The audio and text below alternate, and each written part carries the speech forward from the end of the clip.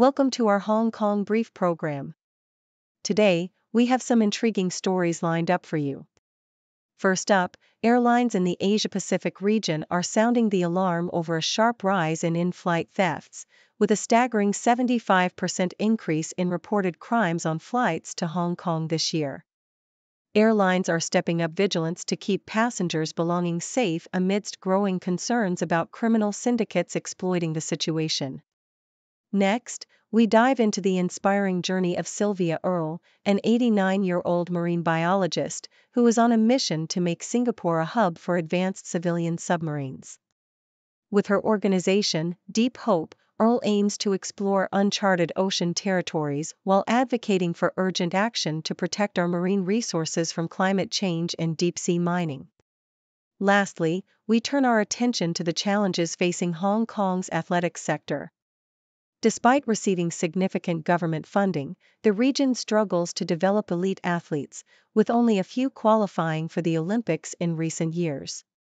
Critics are questioning the effectiveness of the current talent development strategies, highlighting the need for a more robust approach to nurture athletic talent. Please stay tuned for more detailed coverage of these stories. South China Morning Post reports a concerning rise in in-flight thefts that has alarmed airlines across the Asia-Pacific region. Subhas Menon, Director General of the Association of Asia-Pacific Airlines, AAPA, highlighted that criminal syndicates are increasingly targeting flights frequented by affluent passengers. In Hong Kong, police noted a staggering 75% increase in in-flight crimes, with incidents involving stolen luxury items, including a watch worth over 4 million Hong Kong dollars.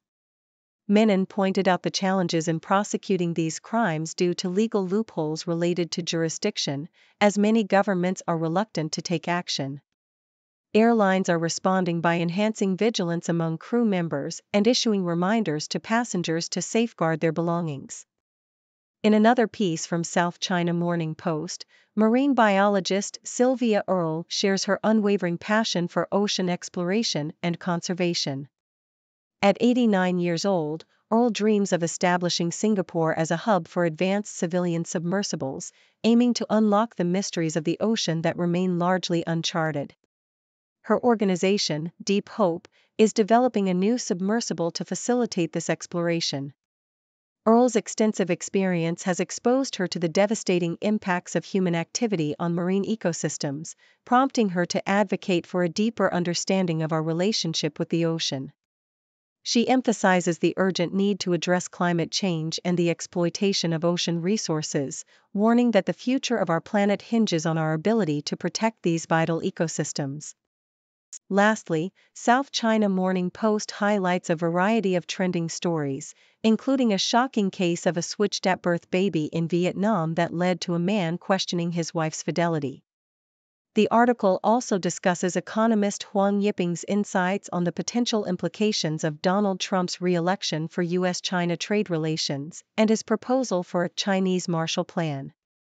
Additionally, it covers the resilience of Southeast Asian durian growers amid Chinese competition, a Swedish businessman sentenced for rape in Hong Kong, and Hollywood actress Rosamund Pike's embrace of Mandarin and Chinese culture.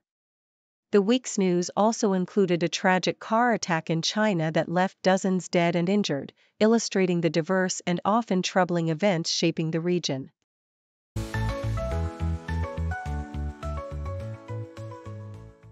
South China Morning Post: the recent COP29 summit in Azerbaijan has raised significant ethical concerns, particularly regarding the country's heavy reliance on fossil fuels, which account for 90% of its exports.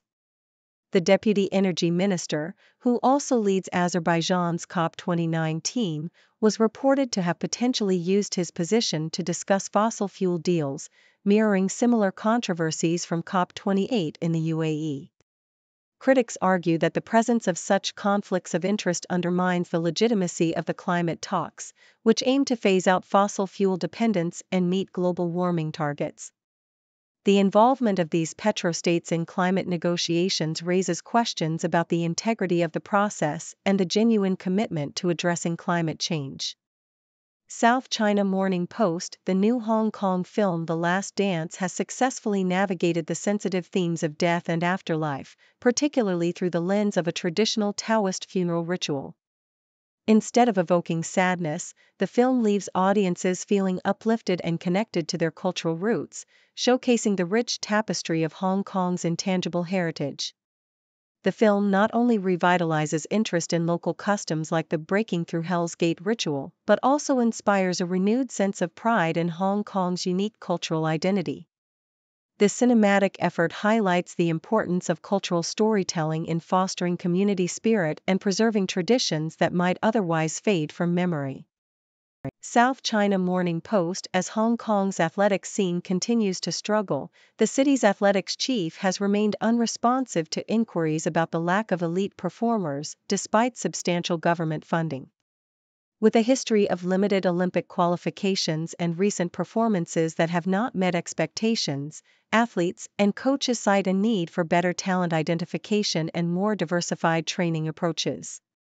The Sports Institute, tasked with supporting athletes, has also faced scrutiny for its lack of transparency and accountability. While some athletes believe progress is being made, the consensus is that Hong Kong must adopt a more proactive approach to nurture its athletic talent and compete effectively on the regional and international stages.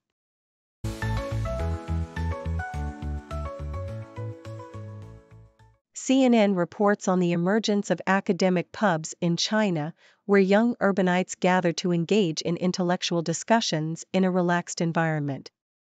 Liang Xiao, a 32-year-old attendee, was taken aback by the candidness of a PhD student's lecture on state power, which included the mention of violence, topics often shrouded in censorship in China. These gatherings have become a refuge for the educated youth, who, after enduring pandemic restrictions, are eager to reconnect and explore sensitive subjects like feminism and social issues. Unlike Western universities that typically welcome public discourse, Chinese campuses are often closed off, making these pubs a vital outlet for open conversation.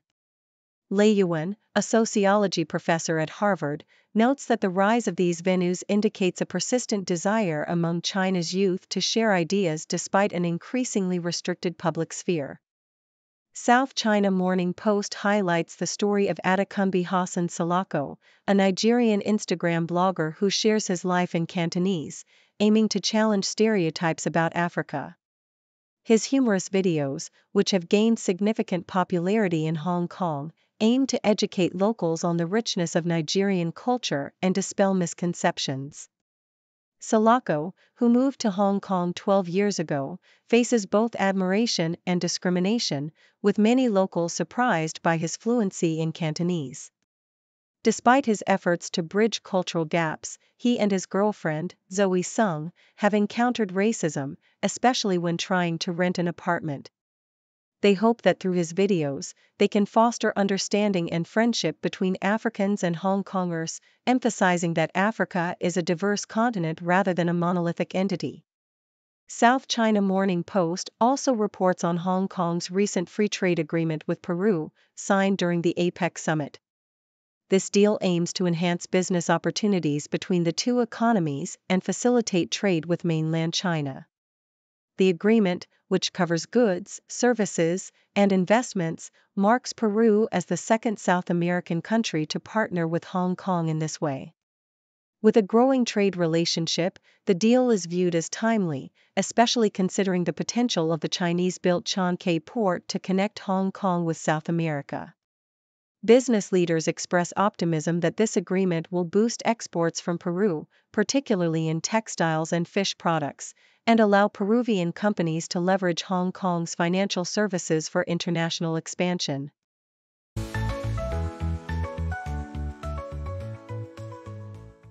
South China Morning Post reports on the rise of viral Instagram fan accounts dedicated to fashion icons such as Miuccia Prada, Tom Ford, and Anna Wintour.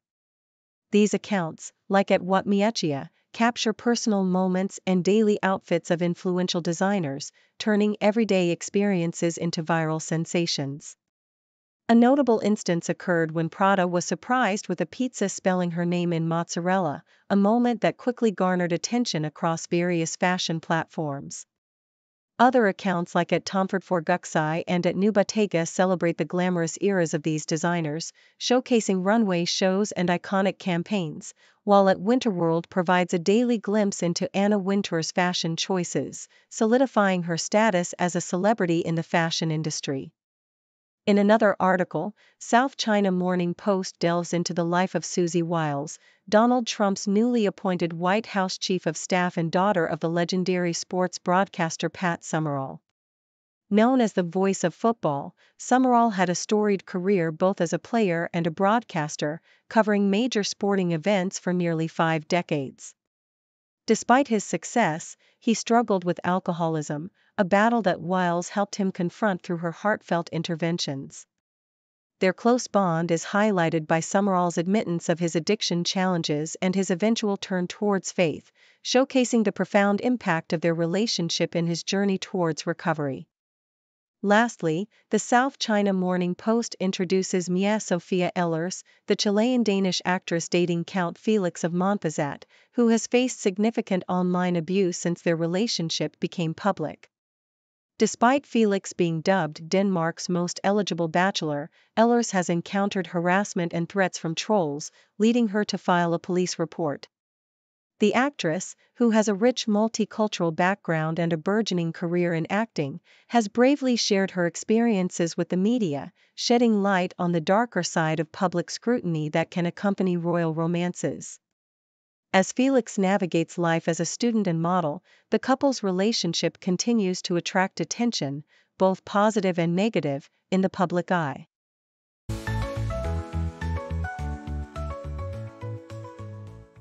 South China Morning Post reports on the supportive journey of Jessica Simpson's parents, Tina and Joe Simpson, who first met as teenagers in a Texas church. Their love story began when Joe took 6 months to ask Tina out, leading to a swift marriage in 1978. They raised 2 successful daughters, Jessica and Ashley, with Joe leaving his job as a Baptist minister to manage Jessica's burgeoning career. However, their marriage faced challenges, culminating in a divorce in 2013, which Jessica described in her memoir, revealing her father's betrayal. Despite their split, both parents have moved on, with Tina finding love again and Joe pursuing photography, while they both cherish their roles as grandparents to Jessica's and Ashley's children. In another article, South China Morning Post highlights the pervasive threat of microplastics in our daily lives, found in everything from food to cosmetics.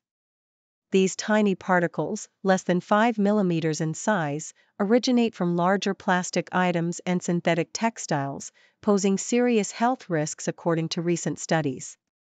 Experts warn that microplastics can lead to increased cancer risk and fertility issues, with alarming statistics showing a dramatic decline in global sperm counts over the past decades. Brian Johnson, a celebrity biohacker, has taken the initiative to create a self-testing kit for microplastics in human blood, aiming to raise awareness and encourage action against plastic pollution. He emphasizes that understanding and measuring microplastics is the first step toward finding solutions to mitigate their harmful effects on health and the environment. Lastly, South China Morning Post introduces the close-knit relationship between Jennifer Garner and her sisters, Melissa and Susanna. Growing up in Charleston, West Virginia, the sisters shared a strong bond, with Melissa often acting as Jennifer's protector. Jennifer embraces her role as the middle sister, which she believes defines her more than any other aspect of her life. While Jennifer has made a name for herself in Hollywood, her sisters have pursued their own paths, Melissa as a teacher and Susanna as a co-founder of a children's clothing line. Their family dynamic was evident during Jennifer's Hollywood Walk of Fame ceremony, where her children and her sister's children celebrated together, showcasing the love and support that remains at the heart of the Garner family.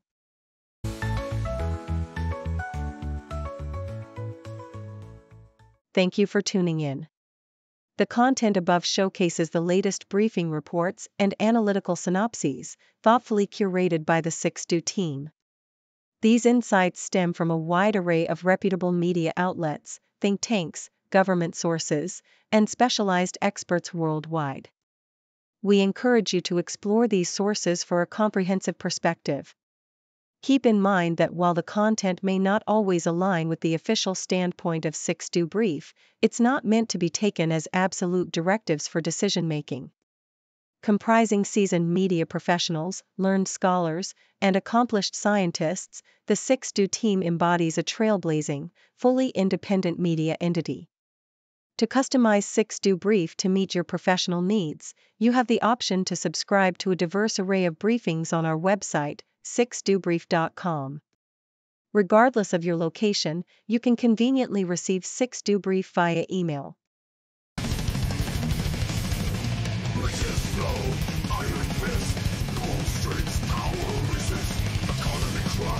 Lives involved, traitors bleed, nowhere calm.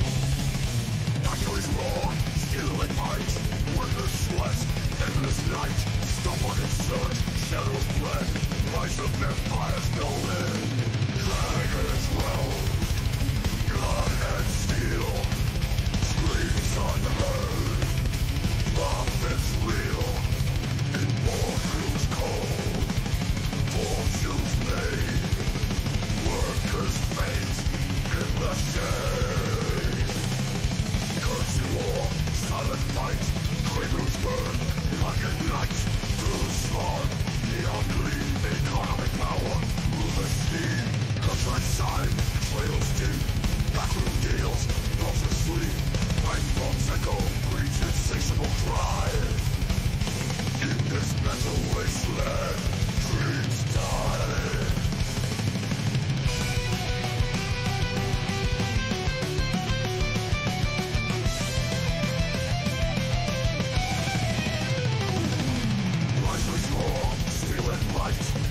Sweat, endless night, stop-walking surge, shadows bled, rise of empires no end. Dragons realm, blood and steel, screams unheard, prophets real, in boardrooms cold, fortunes made, workers' fate in the shade. Currency war, silent fight, cradles burn like a night. Through the storm, neon gleam, economic power, move the sea. Currency war, silent fight, cradles burn like a night. Through the storm, neon gleam, workers' fate in the shade. Currency war, silent fight, cradles burn like a night. Through the spawn, neon gleam, economic power moves the sea. Contract sign, betrayals deep, backroom deals, vultures sleep, and bombs echo, greed's insatiable cry. In this mental wasteland, dreams die. Contract sign, betrayals deep, backroom deals, vultures sleep, and bombs echo, greed's insatiable cry. In this mental wasteland, trees die. Rising seas, ancient law,